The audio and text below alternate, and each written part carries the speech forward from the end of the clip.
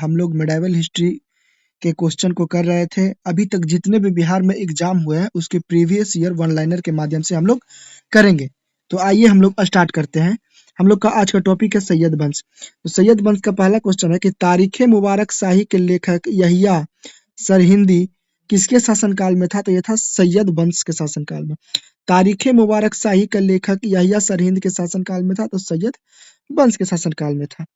तैमूर के आक्रमण के बाद भारत में किस वंश का राज स्थापित हुआ? तो सैयद वंश का स्थापित हुआ।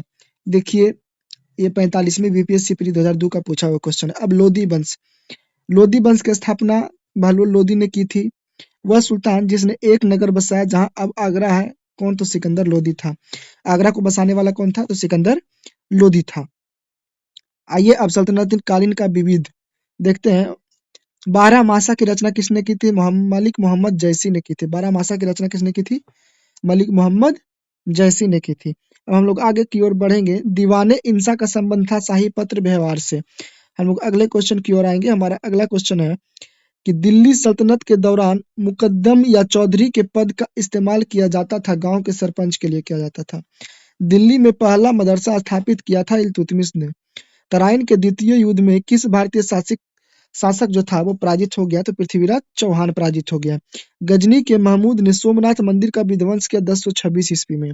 प्रथम तराइन युद्ध में पृथ्वीराज चौहान ने किसे पराजित किया था? तो मोहम्मद गौरी को पराजित किया था। भारत पर आक्रमण करने वाला पहला मुसलमान मोहम्मद बिन कासिम था।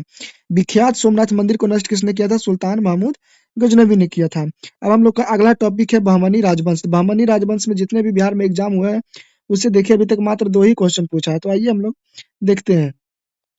पहला क्वेश्चन पूछा है बहमनी राजवंश से कि बहमनी राज्य का संस्थापक कौन था? तो इसका संस्थापक अलाउद्दीन हसन था। दक्षिण चित्रकला के विकास हुआ था बीजापुर गोलकुंडा से। आइए अब हम लोग विजयनगर साम्राज्य की ओर चलते हैं। विजयनगर साम्राज्य से हमारा पहला क्वेश्चन है कि विजयनगर राज्य की स्थापना हरिहर और बुक्का 2 भाई ने मिलकर किया था। फारसी यात्री अब्दुल रज्जाक भारत में राजा के शासन में आया था, तो देवराव द्वितीय के शासन में आया था। विजयनगर का वह पहला शासक जिसने बहमनियों से गोवा छीन लिया था, हरिहर द्वितीय थे। विजयनगर साम्राज्य के कृष्णदेव राय किसके समकालीन थे? तो ये बाबर के समकालीन थे। विजयनगर के जिस सम्राट ने तेलुगु और संस्कृत साहित्य में सर्वाधिक योगदान दिया वह कौन था? तो कृष्णदेव राय था। विजयनगर के राजा कृष्णदेव राय ने गोलकुंडा का युद्ध किस राजा के साथ लड़ा था? तो कुली कुतुब शाह के साथ लड़ा था। कुली कुतुब शाह के साथ लड़ा था। विजयनगर साम्राज्य का अवशेष कहाँ मिलता है? तो हम्पी में मिलता है। विजयनगर साम्राज्य की वित्तीय व्यवस्था की मुख्य व्यवस्था क्या थी? तो यह भू राजस्व थी। आइए हम लोग अगले क्वेश्चन की ओर चलते हैं। हमारा अगला क्वेश्चन है तालीकोटा का युद्ध हुआ था 1565 में।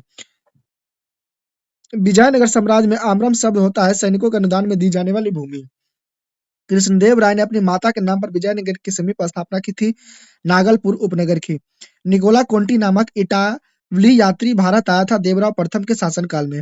आइए हम लोग अगले क्वेश्चन की ओर चलते हैं। हमारा अगला क्वेश्चन है 15वीं और 16वीं शताब्दी के धार्मिक आंदोलन से है। तो इसका पहला क्वेश्चन है कि निजामुद्दीन औलिया चिश्ती संप्रदाय के अनुयायी थे। 10वें सिख गुरु का नाम गुरु गोविंद सिंह था। भारत में सूफी के चिश्ती संप्रदाय की स्थापना की थी मोहिउद्दीन चिश्ती ने। सूफीवाद घनिष्ठ संबंधित है इस्लाम से। वह प्रथम व्यक्ति जिसने वहदत उल वजूद सिद्धांत को सूफी मत से प्रतिपादन किया था इब्नुल अरबी था। अनहल अक अर्थ का होता है मैं खुदा हूँ। अपनी अनुयायियों द्वारा महबूबी इलाही नामक से जाना जाता है शेख निजामुद्दीन औलिया। निजामुद्दीन औलिया किस सूफी संप्रदाय के अनुयायी थे? तो चिश्ती संप्रदाय के अनुयायी थे। शेख निजामुद्दीन औलिया थे एक सूफी संत। शेख बहाउद्दीन जकारिया किस संप्रदाय के थे? ये सोहरवर्दी संप्रदाय के थे। मध्यकाल में बिहार शरीफ का नगर महत्वपूर्ण रहा है विद्या के केंद्र के रूप में और धार्मिक केंद्र के रूप में। आइए हम लोग अगले क्वेश्चन की ओर चलते हैं। हमारा अगला क्वेश्चन है बिहार के सुप्रसिद्ध संत सरफुद्दीन मनेरी का संबंध सूफियों के किस संप्रदाय से था? तो यह फिरदौसी संप्रदाय से था। दक्षिण भारत के सब संतों को कहा जाता था नयनार। सभी भक्त संतों के मध्य एक समान विशेषता थी उनकी, उन्होंने अपनी वाणी को उसी भाषा में लिखा जिसे उनसे भक्त समझते थे। मत सत्येंद्र नाथ द्वारा स्थापित संप्रदाय का नाम था योगिनी कौल। निर्गुण स्कूल के बड़े समर्थक थे कबीर। भक्तिकालीन संतों में से कृष्ण के अपराधक कौन नहीं थे? तो कबीर थे। भक्तिकालीन संत चैतन्य का वास्तविक नाम विशंबर था। सिखों के 10वें गुरु गुरु गोविंद सिंह का जन्म हुआ था पटना में। आइए हम लोग अगले क्वेश्चन की ओर चलते हैं। हमारा अगला क्वेश्चन है 10वें सिख गुरु का नाम क्या था? तो गुरु गोविंद सिंह था। खालसा पंथ का गठन करने वाले कौन थे? तो गुरु गोविंद सिंह थे। बरकारी समाज सुधारक आंदोलन का आरंभ हुआ था महाराष्ट्र में।